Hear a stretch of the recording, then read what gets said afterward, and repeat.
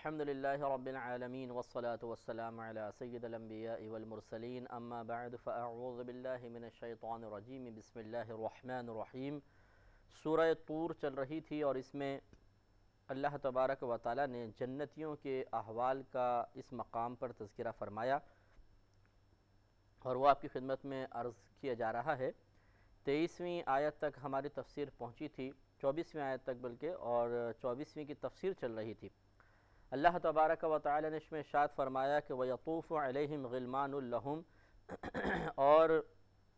چکر لگائیں گے ان پر ان کے لیے لڑکے، غلمان لڑکے کو کہتے ہیں،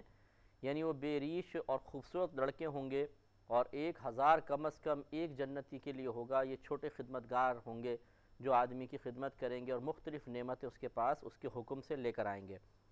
اللہ تعالیٰ ان کا وصف بیان کرتے ہوئے ارشاد فرماتا ہے کہ انہم لؤلؤ مکنون، گویا کہ وہ ایسے موتی ہیں جنہیں چھپایا گیا ہو۔ جیسے سمندر میں سے سیپی نکلتی ہے، اس کو اگر آپ کھولیں تو اندر سے ہیرا موتی نکلتا ہے، تو اسی طریقے سے وہ موتی کیونکہ چھپا ہوتا ہے، کوئی اس میں گندگی نہیں ہوتی، کسی نے اس کو چھوا نہیں ہوتا، اسی طریقے سے گویا کہ اشارہ فرمایا گیا کہ وہ لڑکے ایسے ہوں گے کہ ایسا لگے گا بکھرے ہوئے موتی ہیں۔ اگر ان کو دور سے دیکھا جائے گا سرخ و سفید خوبصورت ہوں گے کہ ان کو دیکھ کر انسان حیران رہ جائے گا اور عجیب خوشگوار تبدیلی اس کے قلب میں پیدا ہوگی۔ لیکن چونکہ جنت میں کوئی بیہودگی، کوئی ایسا کوئی گندگی ہے ہی نہیں، تو وہاں کوئی برا خیال نہیں آئے گا، بلکہ اللہ تبارک و تعالیٰ کی اس نعمت کو دیکھ کر ذہن میں پاکیزگی بھی قائم رہے گی اور طبیعت میں بہت نشاط اور سرور پیدا ہوگا۔ وَأَقْبَلَ بَعْضُهُمْ عَلَى بَعْضٍ يَتَسَاءَلُونَ، اور ان جنتیوں میں سے بعض کی طرف متوجہ ہوں گے، اس حال میں کہ ایک دوسرے سے سوال کر رہے ہوں گے، یعنی ایک دوسرے کی طرف سوال کرتے ہوئے متوجہ ہوں گے۔ اس کی تفسیر یہ بیان کی ہے، یعنی وہ پوچھیں گے ایک دوسرے سے، یار تم دنیا میں کیا عمل کرتے تھے، تم نے کیا کیا کیا تھا، اور اس کے بدلے میں اللہ نے تمہیں کیا کیا عطا فرمایا۔ اس طرح وہ ایک دوسرے سے سوال کر رہے ہوں گے، اور یہ اس لیے اللہ تبارک و تعالیٰ ان کے قلب میں ان سوالات کو الہام فرمائے گا تاکہ وہ ایک دوسرے کے سامنے ان احوال کا تذکرہ کریں جو وہ دنیا میں کرتے تھے اور جو انعام ان کو ملا۔ اس طرح قلب میں بھی اور زبان پر بھی اعتراف نعمت کا خیال دل میں آئے گا اور زبان پر وہ جاری ہوگا الفاظ کی شکل میں، اور اس طریقے سے وہ مزید خوشی محسوس کریں گے، کیونکہ جب کسی پر کوئی برے حالات ہوتے ہیں پھر وہ خوشحالی کی طرف مائل ہو جائے اور اس سے پوچھا جائے پہلے آپ کیسے تھے، تو وہ بڑے مزے کے ساتھ اپنے وہ تنگدستی کے واقعات بتاتا ہے، اور اسے پھر کوئی غم کوئی فکر محسوس نہیں ہوتی، کیونکہ اب موجودہ خوشحالی اس کے ان غموں والے دور کی اذیت پر پردہ ڈال چکی ہوتی ہے، تو مزہ آتا ہے سنانے میں کہ کیسے میں محنت کر کے خوشحالی کی طرف مائل ہوا۔ اسی طریقے سے وہ جنتی جب آپس میں ایک دوسرے سے پوچھیں گے تو دنیا میں جو انہوں نے تقوی اور پرہیزگاری اختیار کی، جو اللہ تبارک و تعالیٰ کی فرما برداری کی طرف مائل ہوئے اور اس راہ میں انہیں شدید رکاوٹوں کا سامنا کرنا پڑا، کثیر مقدار میں پیسہ نہ کما سکے کیونکہ رزق حلال بہت قلیل مقدار میں آتا ہے، اسی طریقے سے لوگوں کے حقوق میں کوتاہی نہیں کی، دین کی راہ پر چلتے تھے تو لوگ راستہ روکتے تھے، اس پر اذیت محسوس ہوتی تھی، وہ صبر کرتے تھے، ان پر طعنہ زنی ہوتی تھی، ان کا مذاق اڑایا جاتا تھا، ان تمام یعنی اذیتوں پہ صبر کرنے کے بعد جب یہ جنت میں آئے اور اللہ تعالیٰ کی نعمتیں ان کو حاصل ہوئیں، تو اب ان احوال کا تذکرہ کر کے اور پھر اللہ تعالیٰ کے انعامات کا ذکر کر کے یقیناً ان کو ایک لذت اور خوشی محسوس ہونی ہے، اور یہ مزید اللہ تعالیٰ ان کے لیے خوشی کا اس طریقے سے سامان پیدا فرمائے گا۔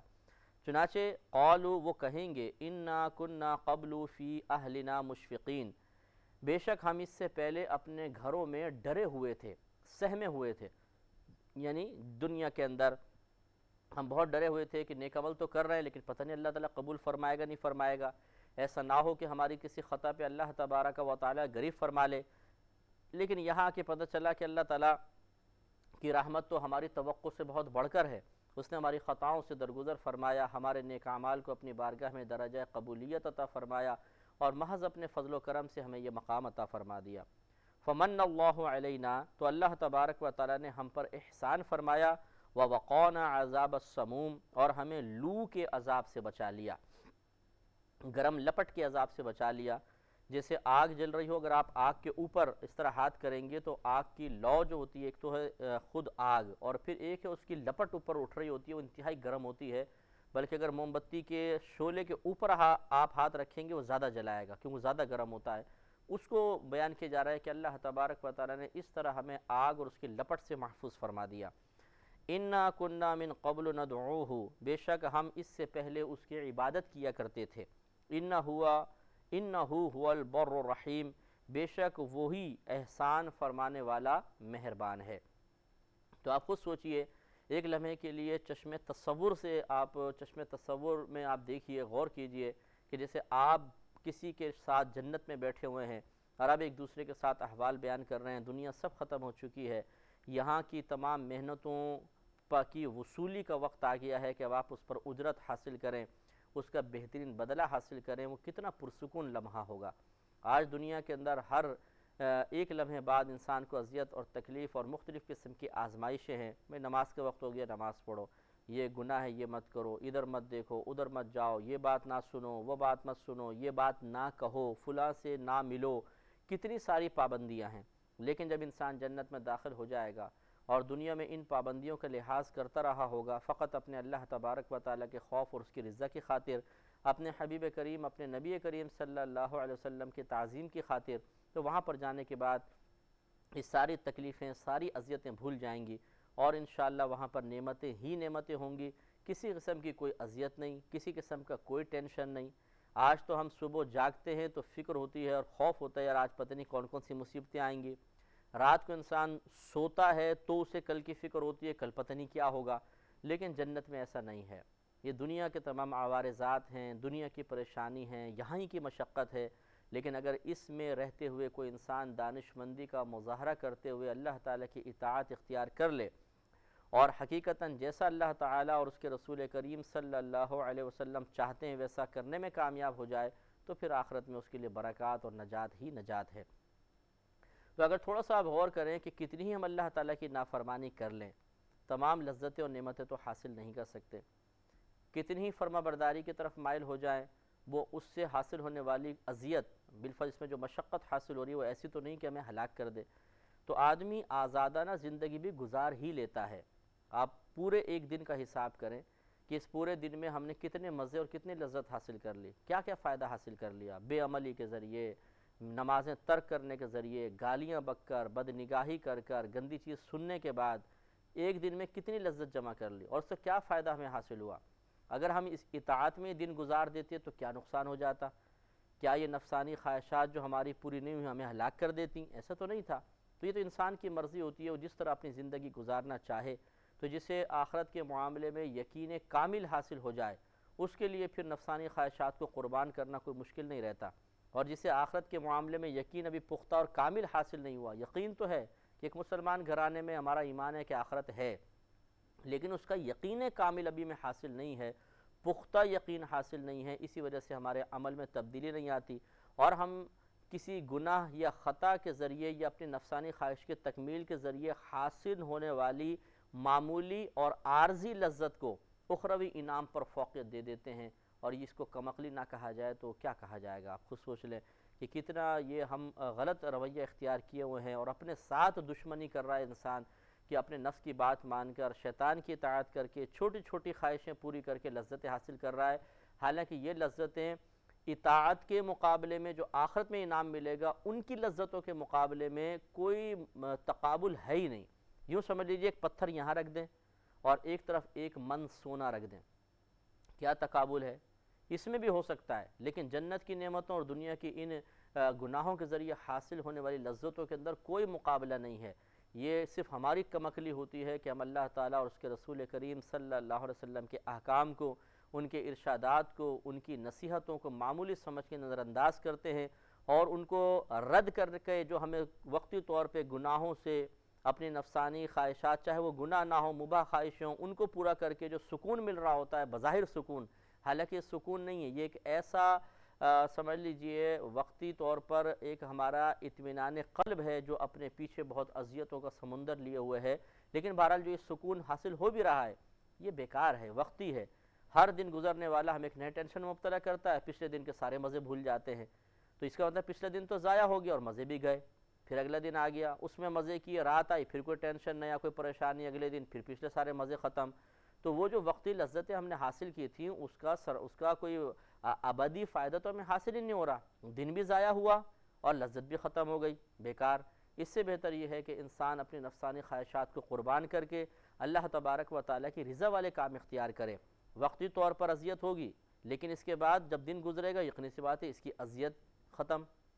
اذیت کا احساس ختم۔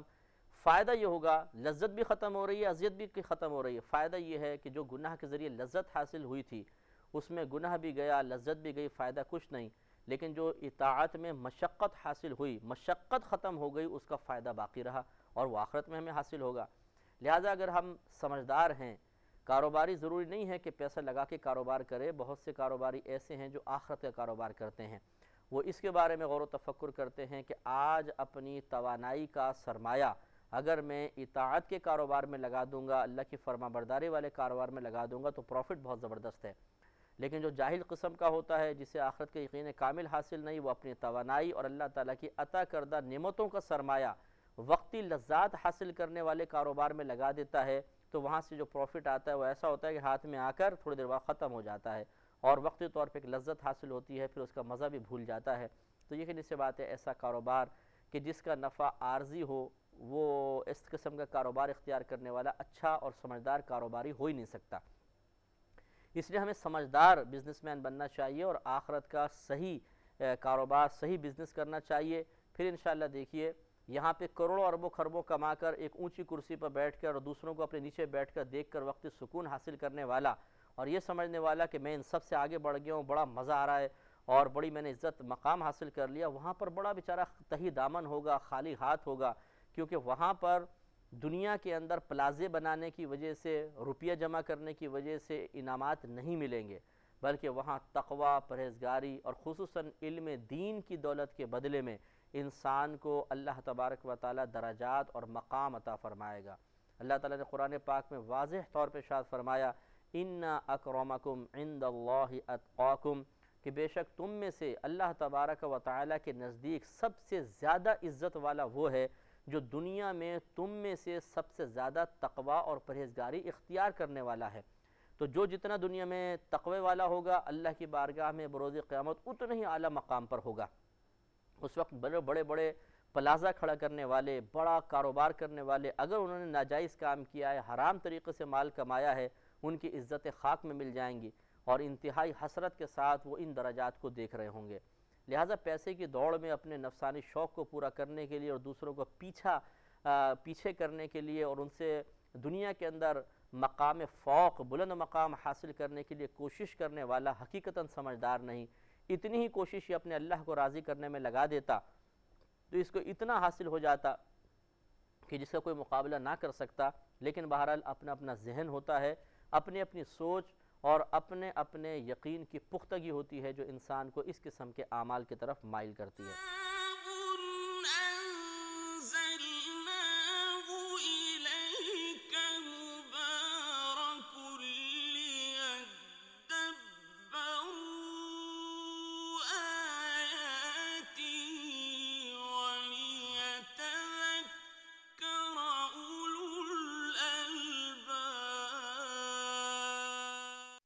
اللہ تعالیٰ نے ارشاد فرمایا، اے حبیب کریم صلی اللہ علیہ وسلم آپ نصیحت فرمائیے، فما انت بنعمت ربک بکاہن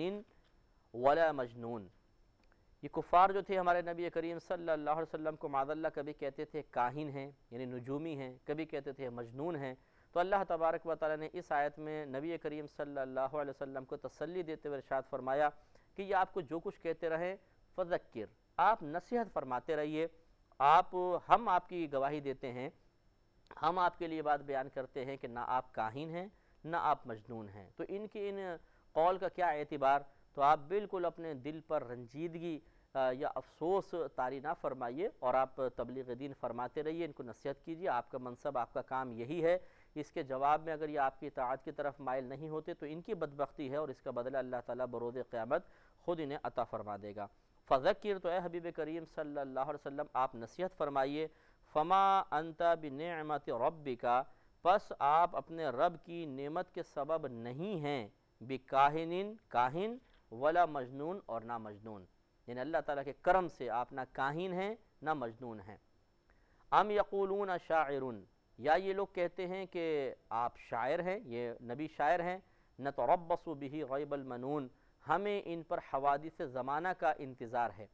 یعنی کافر کہا کرتے تھے کہ یہ بھی ایک شاعر ہیں، اور جیسے پچھلے شاعر ہلاک ہو گئے کہ ان کو موت آئی اور آہستہ آہستہ ان کے قصیدے بھی ختم ہو گئے، معاذ اللہ ثم معاذ اللہ کفار کہتے تھے، اسی طرح ایک دن یہ بھی ختم ہو جائیں گے، یہ بھی ایک شاعر ہیں، اپنے شوق میں، اپنے شاعری کے شوق میں اپنے آپ کو مشہور کرنے کے لیے کام کر رہے ہیں، جس طرح پچھلے شاعروں پر حوادث زمانہ طاری ہوئے اور وہ ہلاک ہو گئے، معاذ اللہ ثم معاذ اللہ ایک دن یہ بھی ختم ہو جائیں گے۔ اللہ تعالیٰ نے اس کے جواب میں ارشاد فرمایا، قل،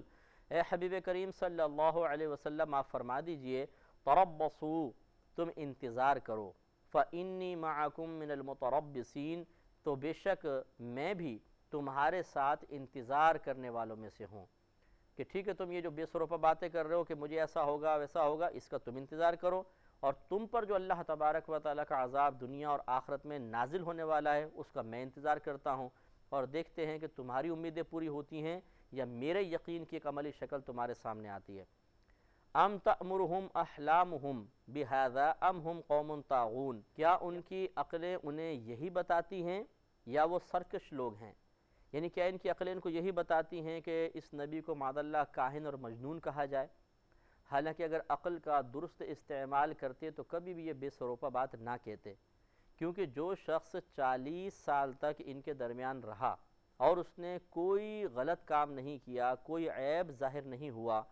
اور یہ لوگ ملاحظہ کرتے رہے کہ 40 سال تک اس شخص نے کسی کے سامنے زانوئے تلمس دراز نہیں کیا، یعنی کتاب نہیں پڑھی، کسی کے پاس پہنچے نہیں، اور ان جیسا کلام کرتا رہا، اور اچانک پھر ایک ایسا بہترین کلام لے کر آیا کہ جس کا مقابلہ کرنا عرب کے بڑے بڑے فصحاء کے بس میں نہ رہا، تو یقینی سی بات ہے کہ عقل یہی کہے گی کہ اس شخص کی پیروی کی جائے، کیونکہ اپنے پاس سے کلام لے کر نہیں آ رہا، کیونکہ یہ انسانی کلام محسوس نہیں ہوتا،